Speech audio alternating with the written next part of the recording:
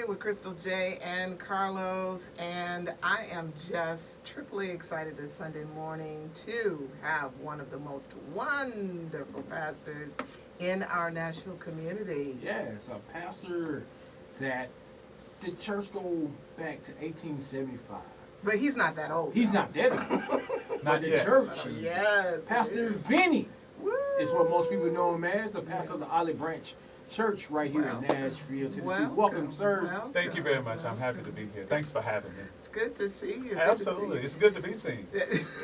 And now Come on, you. somebody.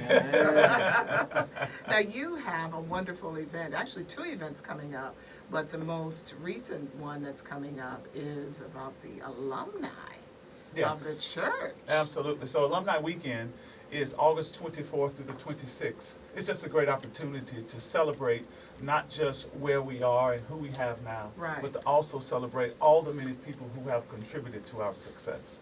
I think sometimes when we get in a rush of things that we only celebrate those who we see all the time. But the truth of the matter is that we are where we are because God has blessed us with so many people. And some of them are not with us for whatever reason, but their contribution is still relevant and it's part of the collection, right? We would not be where we are today if not for those people. And so we just want to honor them. And so it's an exciting opportunity for us. That is super cool. What are some of the things you're going to be doing that weekend? Well, on Friday night we'll have the Reverend Justin Lester, one of our own from Cogman Street Baptist Church in Rhode Island. He's coming to bless us in message, and really we'll be gathering there to get centered for the rest of the weekend. We'll have some ministers who were there years past, some members there. So it's really a gathering. It's a gathering point for us and a centering point for the rest of the rest of the wonderful weekend. That is super cool. So that's what's popping off on Friday, and then Saturday we'll have the comedy show, a Christian comedy show. Just To be clear, I felt the sweat. be clear. And so from Atlanta, Georgia, Alton Taylor will be blessing us with his comedy routine, which is cool for us, and it will be a good segue to the worship service on Sunday. Earlier that Saturday, we'll have our singles mom. No, what is it? But it's not a single. It's a single moms ministry. That's what it is. A single moms ministry kickoff, and it's a cookout. That sounds super cool. What about the next event? What about the next event that's coming up? Following the Single Moms Ministry Cookout kickoff? Well, actually, the one I think it's coming up in September. Oh, that one, the relationship You got conference. so much going oh on. My goodness, help me, somebody. So it's the relationship conference. And Okay. it's not just for married couples. It's just not for engaged couples. Cool. It's also for singles. I believe that it's incredibly important for everyone to be spoken to right where they are. Exactly. And not just where they want to be, but to be able to appreciate where they are, to be content where they are. It doesn't mean that you don't want something else or don't want to be somewhere else, but I think it's important for each and every relationship to be spoken to. Ooh, that sounds yummy. But we're going to have to continue this on our extended interview on Facebook. Thank you so much, Pastor Vince from Olive Branch, for coming to visit with us and telling us about what's coming up at Olive Branch. We appreciate you tremendously in your ministry. And thank you for joining us on Joy in the Morning on 92Q. Okay, you know what? I think it's very interesting that you're talking about not just married couples, not just those who plan to marry, but everybody else. How do you put something like that together? Well, one, we look at it in terms of a panel discussion. Okay. There are breakout sessions for all of those areas of relationship. And so we have these experts who will come in and who will speak to each individual. In each individual area, yet at the same time speak to what's needed generally. So there are some specific instructions and inspiration, but also there are some general things, because we need to be kind to whomever, wherever we are, right? And so there are some basic tenets to building relationships. Obviously, it starts with us first. Oh, yeah. Some of us are disagreeable because we haven't agreed with ourselves. Right, and so it's hard for me to agree with anyone else when I got a whole bunch of conflict inside of me. And so what I think is important to note is that the fruit of the Spirit, all the fruit are aimed outwardly. It's not for me, but it's for me. It's for me to develop a different type of relationship with everyone else. Now, some would say, well, what about temperance, or what about discipline? You know, but that's for me to discipline myself so I can be better towards everyone else. So the fruit of the Spirit is not for me, but the fruit of the Spirit are turned outwardly towards those. So in a nutshell, there will be all of these intersections in life, right? The fruit of the Spirit help us in the interactions when we intersect. So if you remember, when Jesus was coming with his disciples, and here comes this funeral procession, right? The widow's son had died in Nain, right? And so here they come. There was an intersection. And our paths will cross with a whole bunch of people throughout the entirety of our life. Of course. They have to, because we don't live in isolation, right? We're not hermits or monks, right? Our paths will cross. But what type of interaction is God going to be satisfied? What type of interaction will he give us his stamp of approval on? Well, Jesus touched them in that intersection with the type of interaction that they left. Not only did the son was he raised from the dead. And that's enough right there to rejoice about. But the mom was rejoicing because now she had someone to take care of her. Remember, in that context, the woman was powerless, and she was at the mercy of other people. Of society she was a widow, as a whole, which meant her husband had died, and now her only son had died, and so now she was subject to whatever society wanted for her. But now Jesus raised her son from the dead, right? He had compassion on her. Now she was rejoicing, and also the folk who were around in that intersection saw the interaction. They walked away saying, "Oh my goodness, dude who just did that, he is that brother, he is somebody." Sound like he's right? So it's all of that, and so when our paths cross, and they will, what do people walk away with? What is their takeaway from this interaction of this intersection? Right. I'm so glad you should say that because, and I cannot remember if I could think, Cloud and Townsend. Are you familiar with those counselors? I am. And they were, in one of their books, they were talking about Wade, wake. What happens when a boat comes through the water, and how after the boat has come through the water, how it affects everything else is the wake. Yes. So as everyone is approached, as you go through life, as you pass through a grocery store, as you pass through someone's life over a period of time, what did you leave? What was in your wake as you pass through? I think that is absolutely powerful because a lot of times when we divide up, oh, this is just for the married couples, oh, this is just for the engaged couples, oh, this is just for the singles, then it's like a mental singling yourself out. And compartmentalizing. Yes. Right. And so what's good for them, it seems it's not good for me. But at the root of it, it's all the same thing. Right? It's all the same thing. So how I am here should be consistent with how I am somewhere else. Right? And so we don't have to wear all these masks for the context, right?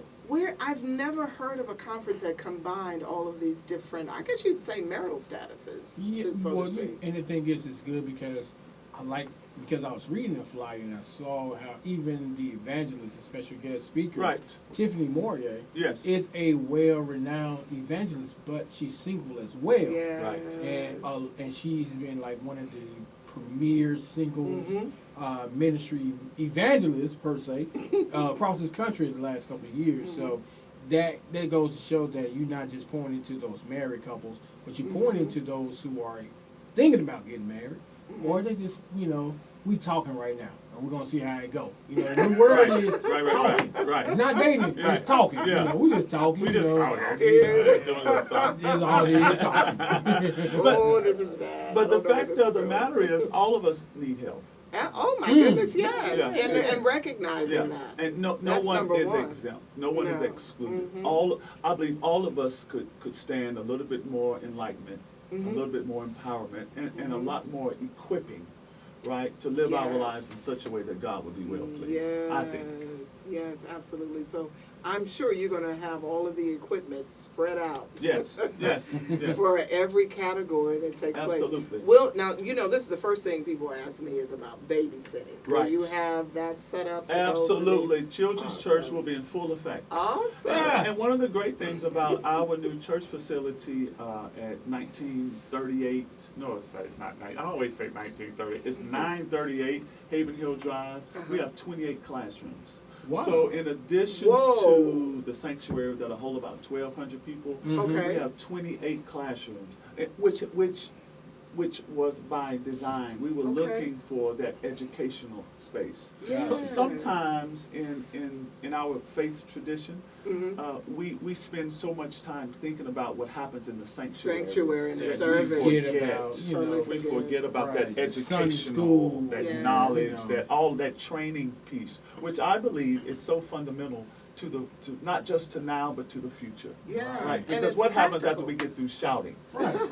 Right. and running and dancing, and all of that is appropriate. Yes. No doubt Yeah. about it.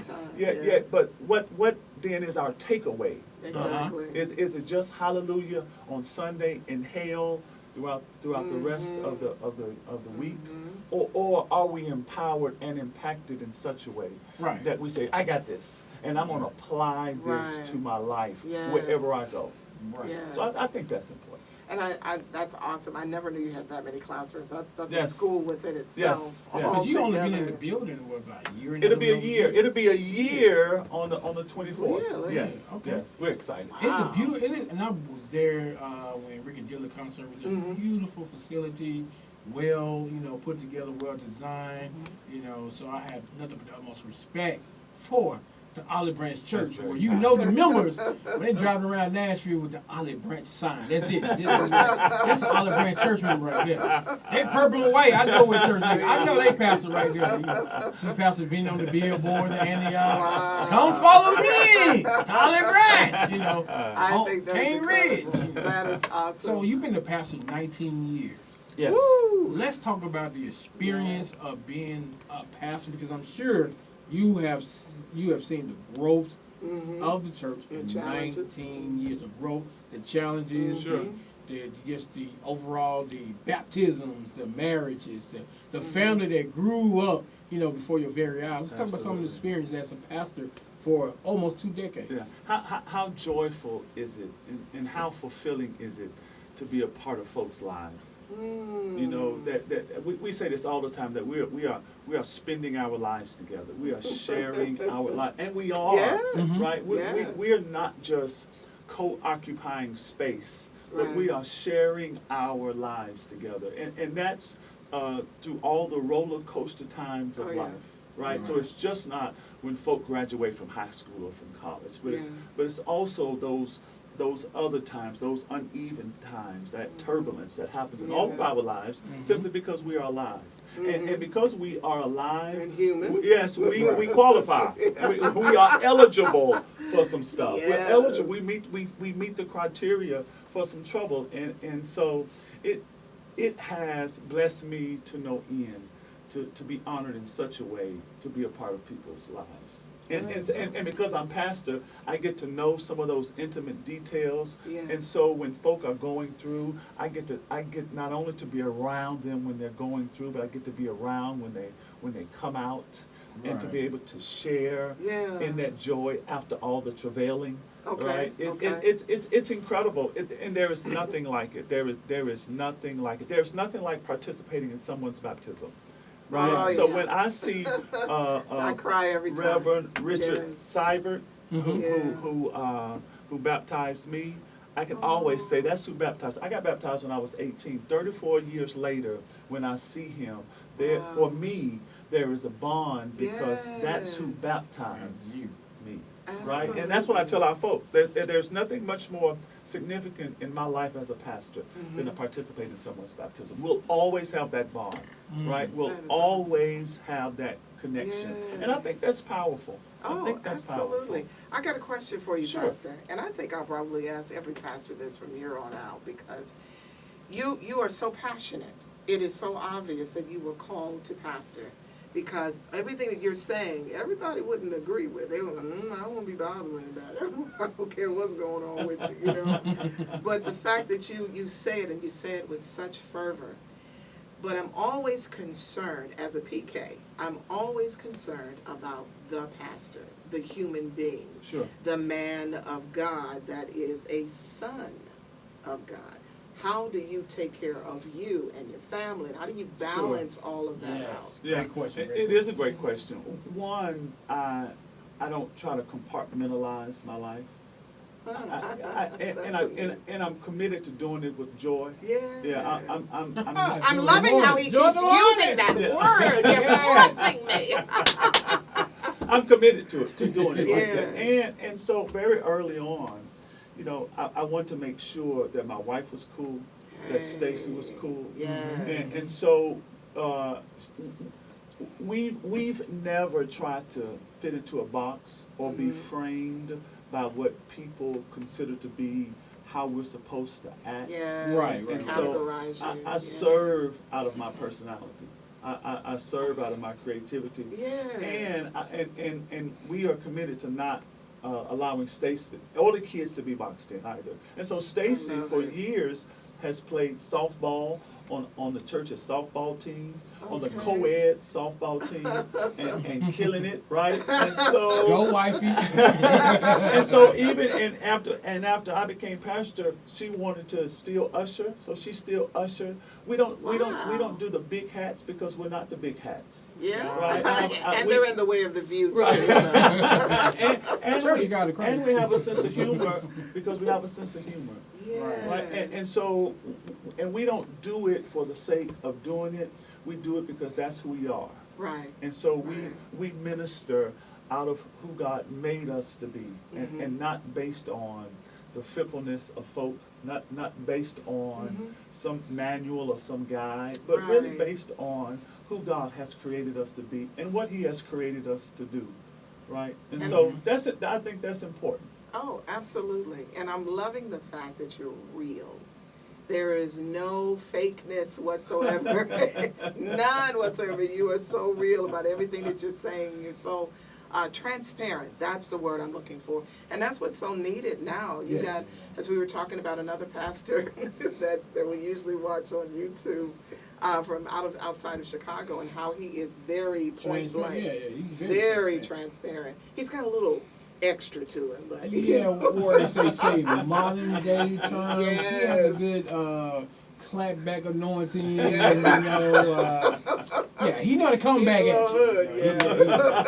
you. He's a balanced Christian. Yes. And everybody has had their beginning, and I love how you and some of the other pastors that we know of just apply their own personalities. I mean, they do it. This is me, you know, take it or leave it kind of thing. But I'm always curious about where were you and what happened and how did it happen that you knew beyond a shadow of a doubt you were supposed to be pastoring a church? Was it because everybody talks about the big beam of light in a movie, but they're saying it jokingly. Did you have the big beam of light? I did not. Okay, well, we're good. I probably, I don't know, several years before I accepted the calling, I had an inkling, and I had mentioned it to someone, but because I was so busy trying to get somewhere, I discounted it, I minimized it, and When you say get somewhere, what do you mean? yeah, Career-wise? career-wise, I wanted some certain things for my life, Okay. and so I was doing my thing, but and interestingly enough, I had stopped going to church, right? Really? And had like really stopped until this sister I was dating gave me an ultimatum. Wow. And she said, Vinnie, she said, I really like you. And I said, I really like you too. And she said, but I'm not gonna put up with your shenanigans any longer. I said, baby, what do I need to do? She said, first thing you need to do is to go to church. I was like, okay, I'll go to church. Took me a year to find somewhere where I was comfortable, right? And it was Olive Branch. And I've been there ever since. So I credit her, and Stacy, my wife, credits her with really getting me to a place where I could be helped. Yeah. So that you can help others. Yeah. So it's really cool, and so I just accepted it. And after I accepted it, I was at peace with it. So I was like, okay, God, well let's do this. So And you're doing it. I feel like I'm farther from where I was, and yet I still have a distance to go. I'm still learning. Of course. Yeah, I'm still learning, course. and I think that's cool. Yes, and I want to learn. Yes, and I am just so blessed to hear you say that, because a lot of times people think that pastors have arrived. No. And that's never. I have arrived at where I am. That's Today. about all of my arriving. I am where I am today. Oh my goodness, thank And there's you. some more. There's some distance. Oh yeah, oh yeah. And I'm excited about going the distance. Oh, that is powerful. You have truly blessed both of us today. Yes. We thank you so much. It's been so good to for be coming. here. Oh, So good. it's great to see you. Great to see you. And I'm so excited about the two events that you have I coming am too. up. I am too. Now the relationship conference is September the 7th through the 9th. Mm-hmm. Right. And they can go on our website, www.olivebranchchurch.org for tickets. Awesome. Yep. Awesome. Awesome. And Alumni Weekend once again. Alumni Weekend is August 24th through the 26th. The comedy show on Saturday night is absolutely free. Yay! It's our offering to the public, to the I community. think I know I'm gonna be on that Saturday night. I'm gonna call it my worship experience. I love it, thing, Carlos. Do it, Carlos. Thank you so much, Absolutely. Pastor Vinnie. And thank you from Olive Branch. Yes. Please tell them thank you for loaning you to us. Thank this you, morning. Olive Branch. And thank One you. church in 2 counties. See, now that's power right It's there. a blessing. Thank you so much for joining us on Joy in the Morning on 92Q. Yep.